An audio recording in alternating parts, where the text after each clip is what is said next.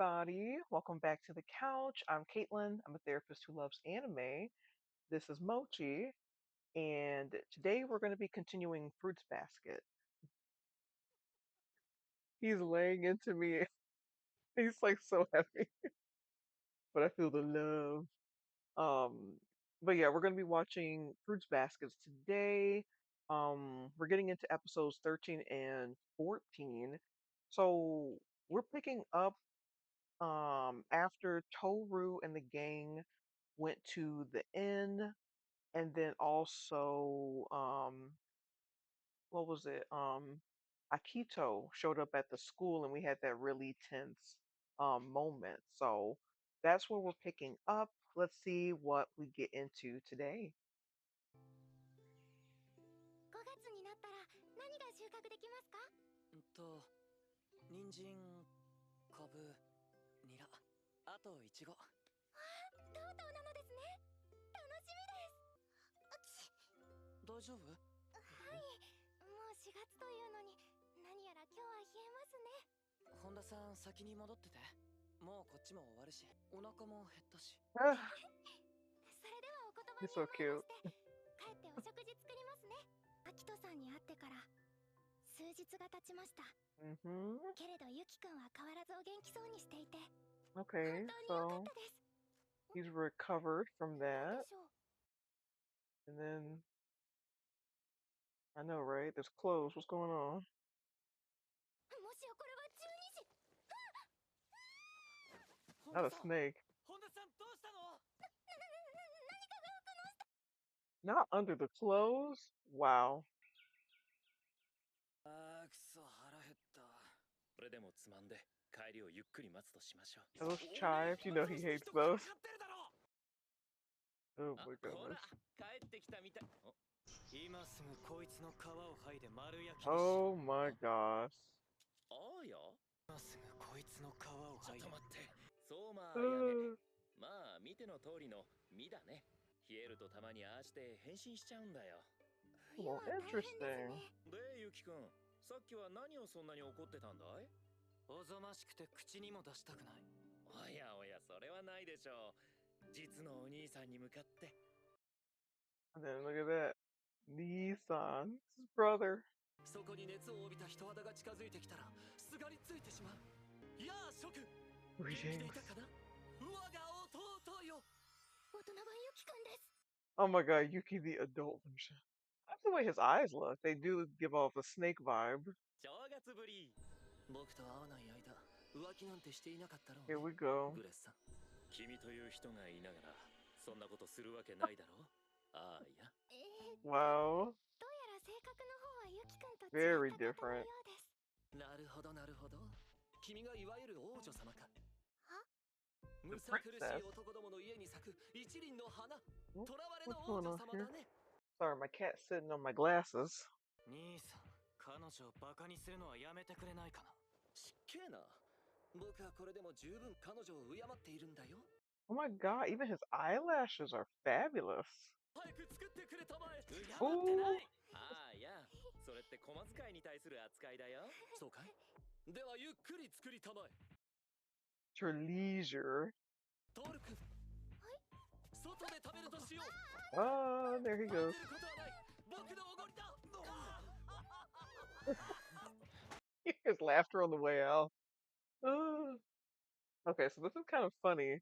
I think the brother's name is Ayame, something like that. It's kind of, it is funny a little bit, right? He has this very like flamboyant way of talking, but thinking about the personality differences between him and Yuki, part of me, I'm trying to think about this. Oh, what's going on, Mochi? Yeah, you got something to say too? Um, oh my. Mm, well, my animals are being a little bit more needy today, but it's not bad, right? That just means they missed me. Um, but I'm trying to think about this in like, I guess from a more trauma perspective. I'm wondering, in the same way that Yuki's personality might have been shaped by his experiences in the main household. I wonder if for Ayame, his flamboyant personality is also some sort of like survival strategy, right? Maybe he learned to take up space loudly, while Yuki learn to survive by becoming smaller, right? They're very different adaptations, right, to the same family system. And then watching them together, it reminds me that it's not necessarily just a personality, right? We develop strategies that we feel like best will help us adapt and survive. And so that's kind of what I'm seeing play out between these two brothers. ユキたちなら気にすることはない。子供じゃないんだ。自分たちで何とかするさ。ですが、お世話になっている身で僕のおごりじゃ食せないとでも言うのかい？流されています。でも驚きです。ユキ君はお兄さんがいらっしゃるとは一言も。Hmm. ユキが言わないのは当然だね。僕らは見ての通り仲が悪い。トウも年が離れているし、ユキは病気がちなこともあって、生まれた直後から隔離されていたようなものだし、そうして気づいた時には、兄弟の間に深く険しい溝ができていた。ユキのやつ、学校でアキトに会ったそうじゃないか。僕の口からは詳しく言えないが、ユキにとってアキトは恐れの対象でね。他の十二支よりそれが重症だ。好きあらばお兄さんぶろうと思ったのに。Aw. 不思議なことに、年を重ねていくと、子供の頃には分からなかったことが分かってくるものなんだね。あの That's so 時は true. ああする。そんな風にね。いろいろ分かってくる。これは後悔というより懺悔に近いかもしれない。懺悔して子供だった頃の無知な自分をなかったことにしたいのかもしれない。でも、お母さんは言っていました。自分が親になって初めて親の気持ちが理解できた。けど本当に理解しなくてはいけないのは、忘れてはいけないのは、子供の頃の自分だって。子供の頃感じた気持ちをちゃんと忘れずにいれば、大人になっても親になっても理解し合える。Hmm. 100% は無理でも歩み寄ることはできるって。ユキ君もあやめさんもこれから歩み寄るのですよ。すいません。はあ、いやいや、素敵なことを言う人だなと。でも、ユキが元気でいたわけがよくわかったよ。そうか、僕らもこれからか。頑張ってみようかな。Hmm. So we're hearing a little bit about Yuki's childhood from his brother's perspective, right? And we're learning that Yuki's experience was very unique in the main household, right? Everybody was fearful, and yet for Yuki, he described it as something that's more terror.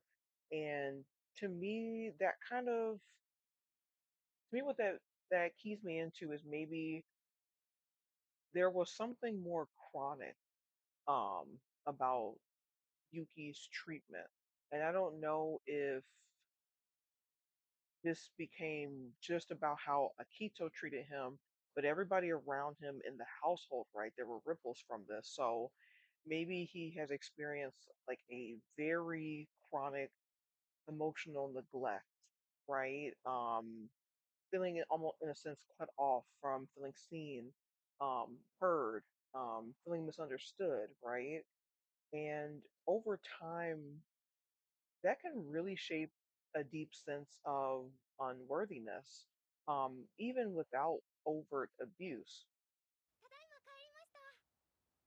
本田さん、無事？はい、皆さんお食事の方は。ユキ君。So relieved. ユキ君はお兄さんのこと嫌いですか？ Wow, she just comes right up and say it. 嫌いっていうか、苦手かな。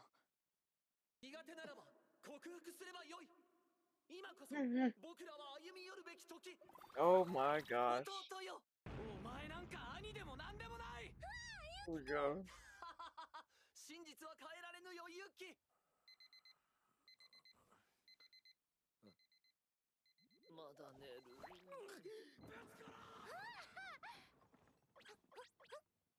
らしぐれの部屋で寝りゃいいだろう。だってグレさん、僕を寝かせてくれないんだもん。やめろ。案ずることはない。今夜はトール君の部屋に泊まるからね。帰れ。ユキくんとの溝は深まってゆくばかりのような。そっか、アヤが来てたんだ。もうアヤ、お店はほっといていいのかな。店長さんなのに。なんかウェディングドレスとかナースとかメイドとかの服を売ってる。洋服屋さんですか？男のロマンを売る店ってアヤ言ってた。 Oh my gosh. 何を見ていらしたのですか？ん？僕らの若き高校時代のアルバムさ。ほら、トリさんもいるだろ。ほらユキ、君も見たまえ。兄を知るチャンスだよ。いい、別に。なぜ僕が挑発を許されたのか説明しなければいけなくなったではないか。髪の色は許可したが、挑発まで許可した覚えはないよ。明日までに切ってきなさい。でも校長先生、僕王族の人間なんです。は？今まで隠してきましたが、僕には帰るべき国があるのです。何を一体。 Him just straight up lying. マルドゥームニと唱えられたカンドラ様の額が青く輝きますと、ルルバラ様の御身は鞭を打たれた子馬のように解放され、熱い慈愛の波とともに、その頭には軽く風になびかん木々のごとくたおやかな髪が広がっていたのです。さて、この時かのカシパルー様はと言いますと、寝女にて芽吹きを待つ花のように安息の眠りについておら Look れ at ま the したが、 teacher's 突如襲 face. った胸の高鳴りに声を上げました。我が国の言葉でして、ちょっとすまないが、これから人と会ううん約束が。カンドラ様の説明がまだです。いい、挑発でいい。という説得によって許可を得たわけだ。ああ、もっと信じられない話をしてあげよう。アーヤは生徒会長だったんだ。覚えているかい？あの修学旅行の事件を。ああ、忘れられないよ、あれは。何があったの？これは I was gonna say he's interested, right? Yeah. 今こそ溝を埋めるチャンスです、あやめさん。それがね、一部の生徒が旅行中に、まあいわゆる歓楽街に赴いてしまってね。はあ？それから僕らは赴いちゃいないよ。もうそんな遊び飽きてたしね。今さらりとすごいことを言ったような。 I was gonna say, hold on now. 教師にバレてしまったわけだ。そして彼らは生徒たちを退学させようとした。未成年である僕らが歓楽街に足を伸ばす。その行為は褒められたものでは決してない。だが、あたかも性欲自体が全て悪いかのように否定することに対しては、いかんと思わざるを得ない。これからは、この僕に、浴場すればいい。生徒の欲望を生徒の代表であるこの僕が受け止めるのは至極当然の行為。 Oh my gosh. そうとも受け攻めで例えるなら、僕は受けだという素晴らしいお話なわけさ。アホ話だ。どうだいユキ、これで少しは兄の姿を理解できたかな。出ていけ。溝がおい、鍵が開いていたから勝手に邪魔したぞ。羽鳥さん。初春があやめを連れて帰れと。じゃあバイバイ。は？ユキ、何やら騒がしくてゆっくり話す暇もなかったね。だが案ずるな、また来るさ、愛しい我が弟。 It is kind of interesting with Ayame, right? Earlier, we're hearing that he wants to have a connection with Yuki and that he cares, um, but he's still missing the mark, right? Um, I feel like it's a good example of emotional misattunement, right? I think that Ayame believes that intention equals impact, but for Yuki's experience, it shows how care without attunement can still feel really invalidating. I think they both have a desire to bridge this rift, um, but without understanding, the gap between them can be very painful. だったんだ。アーヤは昔から母さんの言うことだけはよく聞くんだよね。にはなくて欲しいと思っているものを母さんは持ってるから憧れて大切にしたいんだって。そう思うならもう少し考えて行動してくれ。考えているとも。けれど、なかなかユキの心を開けなくてね。トール君って君に少し似ていたよ。人のことばかり一生懸命になったり、僕はそういうのに本当弱いな。あやめさん、とっても楽しいお方でした。どうしようもないよ、あの人。でも自分にないものを持つ人に対して素直に好意を示すことができるのはすごいと思う。春。何さ、心配してくれてありがとう。Aww. そういえば、ナースさんやメイドさんの服を売っているのは何のお店なのか聞くの忘れました。なんだそりゃ、イメクラの話。Okay, and so right towards the end, when we're watching Tohru and Yuki, looks like they're washing dishes. It was kind of just nice to see Tohru listen to Yuki without necessarily rushing to disagree with him or, pressure him to do something. She's kind of just a very secure presence for him to express whatever he wants to. And I think that's kind of it's a good first step towards healing.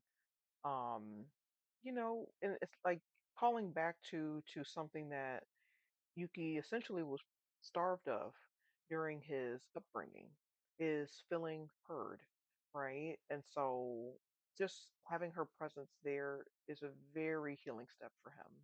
忘れていい思い出なんてないと思うんだ。 Okay, interesting. We're jumping into Momiji.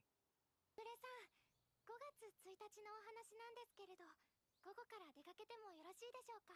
何？さきちゃんたちとお出かけ？はい、お母さんの命日です。お墓参りに。ごめんね、行けなくて。そんな全然。俺、行ってもいいかな。お参りしたいんだ。本田さんのお母さんに。Mhm. ありがとうございます。お母さんも喜びます。特に用事がないなら、京くんもお参りしてきなさい。We're at the point where there's a new intro.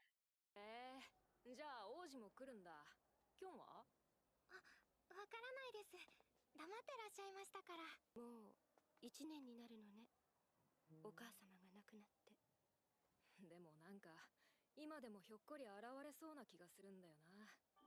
悪い悪いとか言って、それだけ京子さんは偉大ってことさ。カンナナの赤い蝶伝説が不滅のようにな。トル、隠して隠して。もみじくん、今ね、泥系やってるの。僕泥棒なの。トル、今日バイトでしょ。また会おうね。もみじくん、前を見て。そういや、あいつってどっちの親がドイツ人なんだろう。そういえば、相馬の方々からはあまりご両親のお話はお聞きしませんね。ごめん、トル。トールくん、頑張ったわね。ああして笑っていられるようになるまで、きっと Mm. 何度もめげそうになる自分を叱ってきたのでしょうね。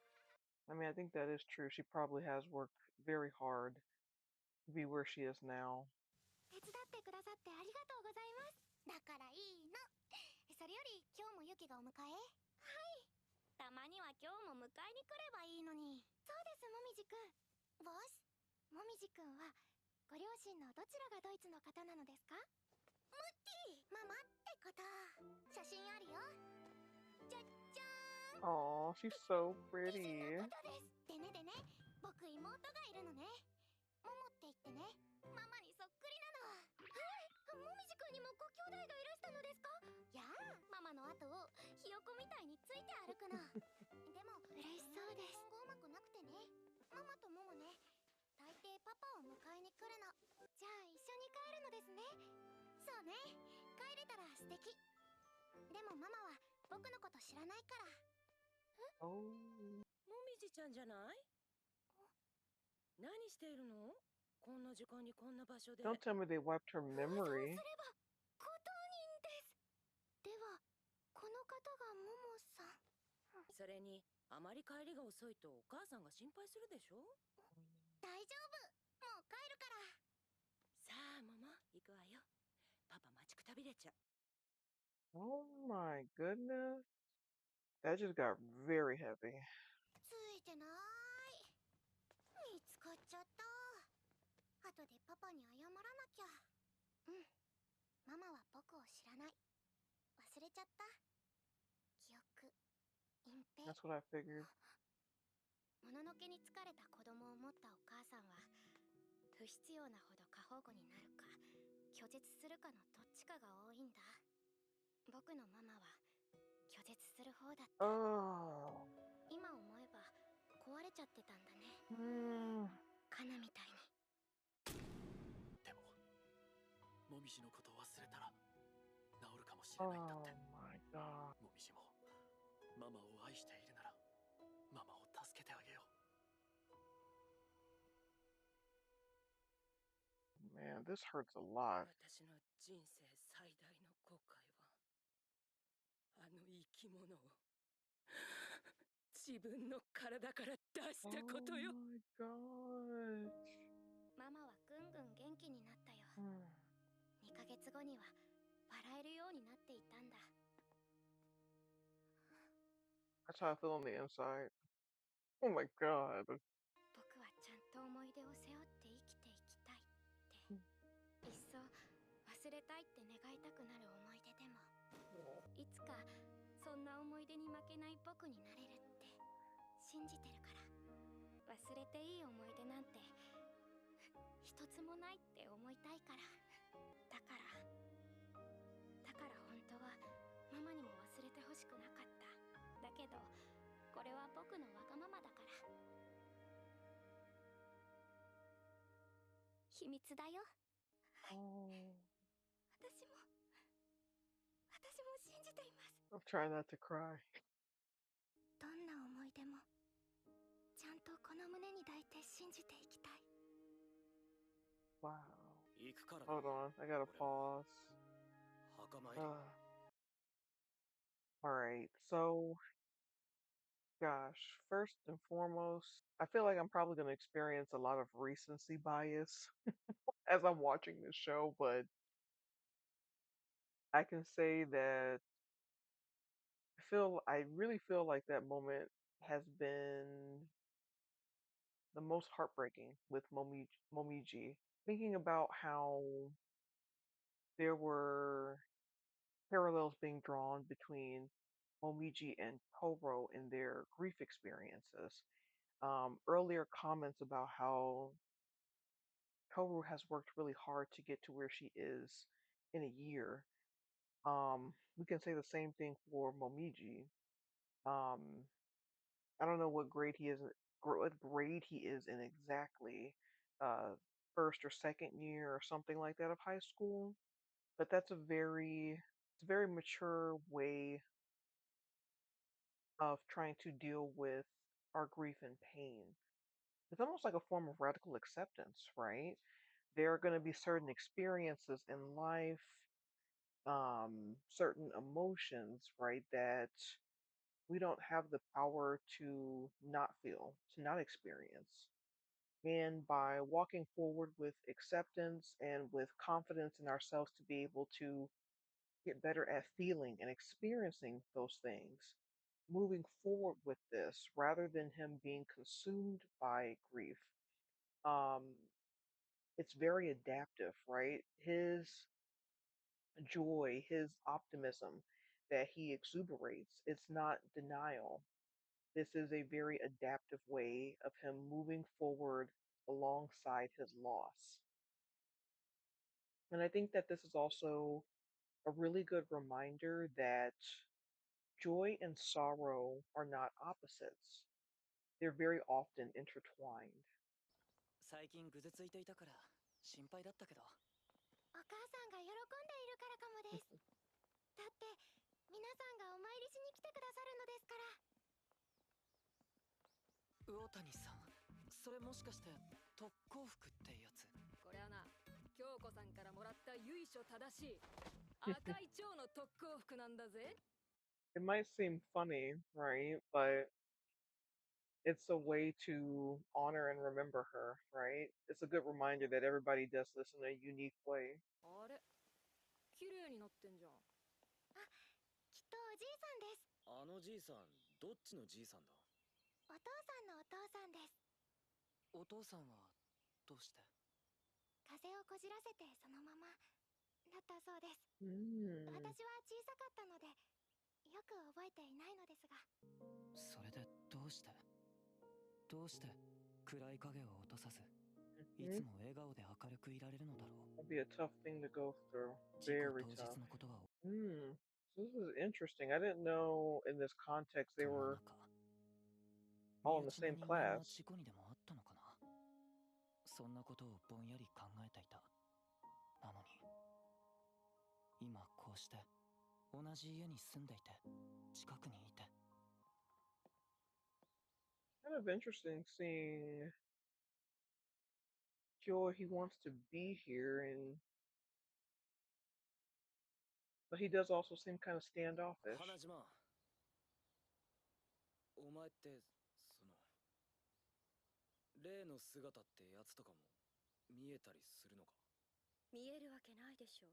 電波と霊感は全然違うわ。一緒にしないで。電波はいわば人間の思念のようなものよ。今もあなたの電波がひどく響く。 I wonder what they're saying. どうしてそんな悔いた気持ちで墓前に立っているの？ Oh, 花ちゃん、どうかされましたか？ what is going on here? そうですか。ではお二人ともどうぞこちらへ。 Regret. 墓の前で弁当を広げるな。坊さんに見つかったらどうする？謝りゃいいだろ。分かったよ、うるせえな。 That's interesting. So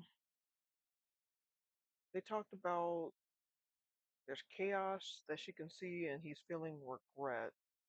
So it seems to me that he wants to be there to support, but there's a part of him that's saying he's not supposed to be there. And it's got something to do with regret. So I don't know. I'm wondering how he's tied to that. Like, what is he regretting?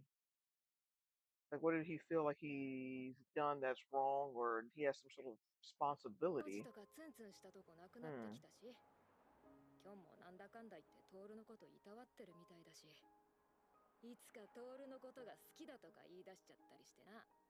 相馬由紀と相馬京には依然として混沌、カオス、そういうものは人なら誰しもあるけれど、あの二人は重症な部類ね。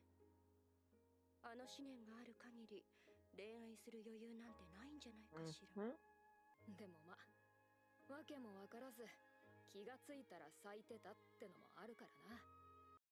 Kind of like seeing everybody at the grave together. I feel like it reframes grief as relational rather than something to do in isolation. I think too often when it comes to grief and mourning, um, we have a tendency to want to be private with that or endure this pain silently, right? Um, Whereas I feel like it's important to be with people during moments like this, allow ourselves to be supported by others. Um, and it can kind of um, help us carry the load, right? Um, I feel like it can kind of soften when we have somebody standing by us, right? Not necessarily someone there to help us feel better, but somebody just being present with us and being willing to just be there with us in our pain. 今日は楽しいお参りができました。お母さんにもゆきくんときょうくんをご紹介できてよかったです。お母さん、私はこのお家で皆さんと一緒に毎日を楽しく過ごしています。ですからこれからも安心して見守っていてくださいね。お母さん。なんでこんなとこで寝てんだこいつ。おい、風邪ひくぞ。ほら起きろ。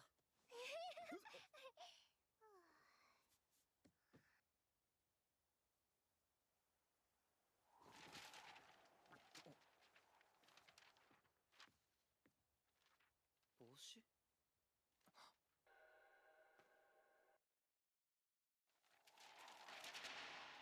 Ooh.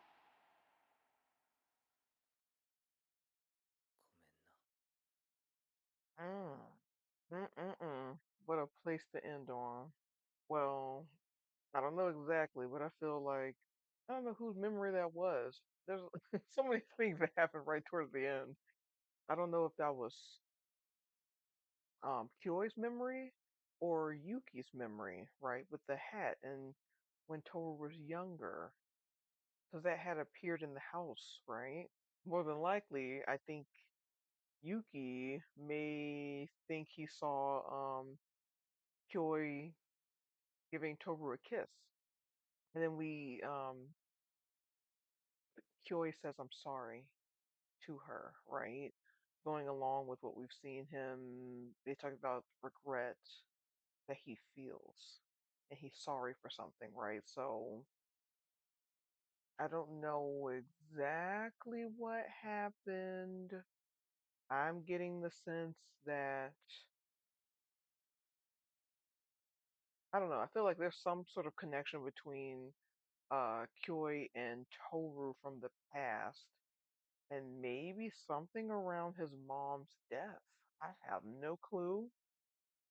Again, like I said, it's been so long since I've seen this show that, like, of course, I'm familiar. I would say with like I would say more of the what do I call it, the love triangle ness of the show with these three characters, but there's a lot of stuff I truly don't remember anymore. So that's just my best guess. Okay, so with episodes 13 and 14 of Fruits Basket, I feel like they explore how people adapt to emotional environments that didn't necessarily know how to care for them properly. Whether through Ayame being very flamboyant and visible, um, Yuki with Yuki's withdrawal, or Momiji's optimism. I think each character shows a different way of surviving what was missing.